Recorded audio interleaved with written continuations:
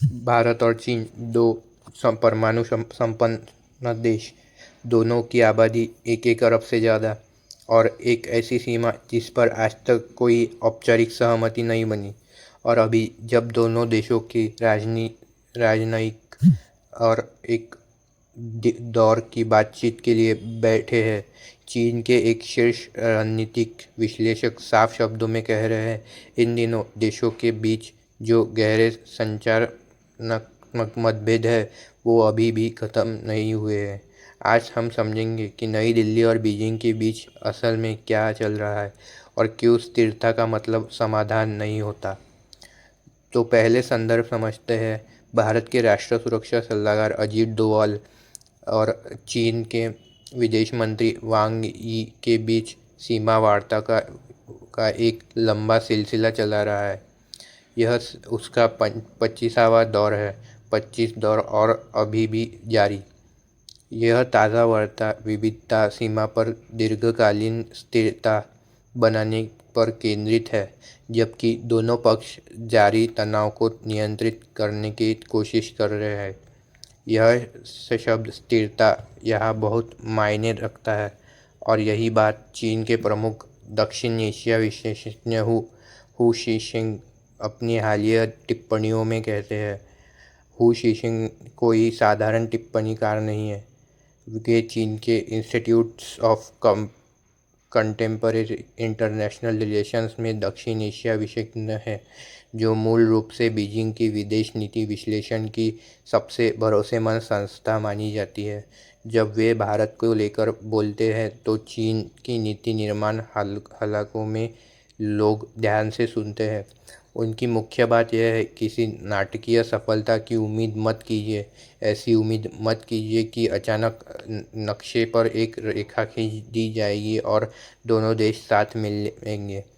इसकी बजाय वे मानते हैं कि निकट भविष्य का लक्ष्य किसी बड़े नाटकीय समझौते की बजाय स्थिरता को संगठित रूप देना है, यानी ऐसी व्यवस्थाएं और हॉटलाइन और बार बार होने वाली बातचीत बनाना ताकि छोटी मोटी रगड़ बड़े टकराव में ना बदले।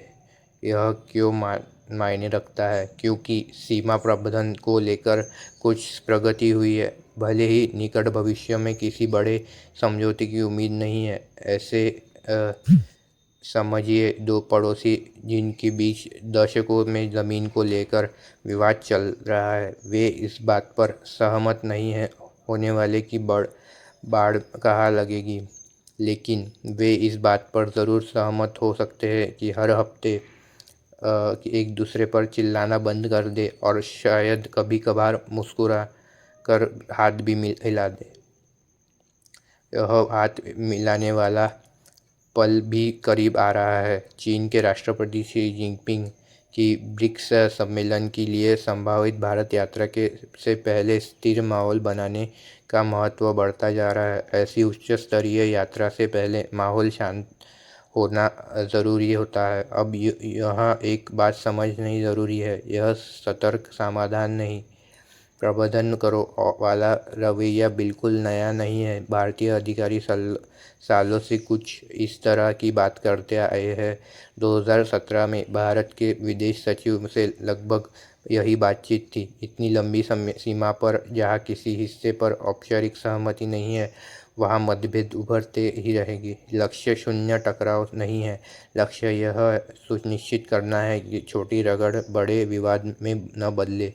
लेकिन और यह ज़रूरी बात है, चीन का सार्वजनिक रुख अक्सर हकीकत से ज़्यादा सकारात्मक है। चीनी अधिकारियों ने कई बार सीमा को समग्र रूप में स्थिर बताया है, जबकि भारतीय अधिकारियों ने हालात कहीं ज़्यादा तनावपूर्ण बताए हैं, खासकर गलवान घाटी जैसे घातक झड़प के बाद। इसलिए जब शीशिंग जैसे वरिष्ठ विद्वान खुलकर कहते हैं कि संचारात्मक मतभेद अभी भी ख़त्म नहीं हुए, तो यह एक वाकई तरह ईमानदारी का पल है। यह स्वीकार करना कि कूटनीतिक हाथ मिलने के पीछे बुनियादी मतभेद अब भी पूरी तरह जीवित है। तो आगे किन बातों पर नज़र रखनी चाहिए?